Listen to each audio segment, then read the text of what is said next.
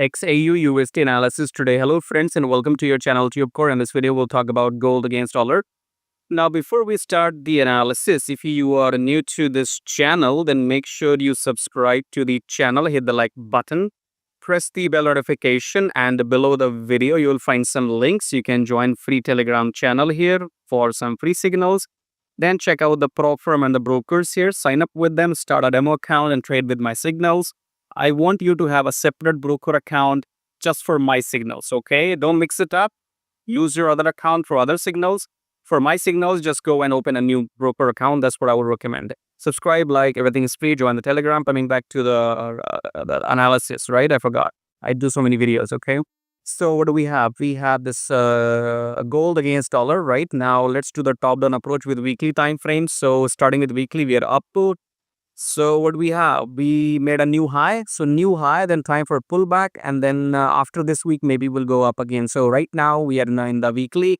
We are in the strong uptrend. So yeah, let's go back to daily now to see if we have any trading opportunity in daily. Otherwise, we'll go to 4 hour.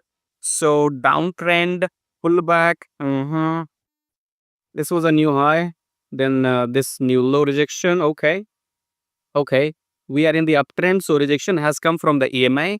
And then we have broken this high. So we are going to continue the uptrend. Okay. So let's not lose hope, folks. Okay. So if you're a gold digger, then make sure you are willing to dig some more gold right now. This is a pullback in daily only. Okay. So after the pullback, we will take this high. Okay. So I'm not, my hopes are still alive. Okay. Because this high is broken by this candle. Now we are taking a pullback in daily. After the pullback, we will take down this high. Okay. But let's get back to 4 hour for people who are doing intraday. So in 4 hour, what do we have?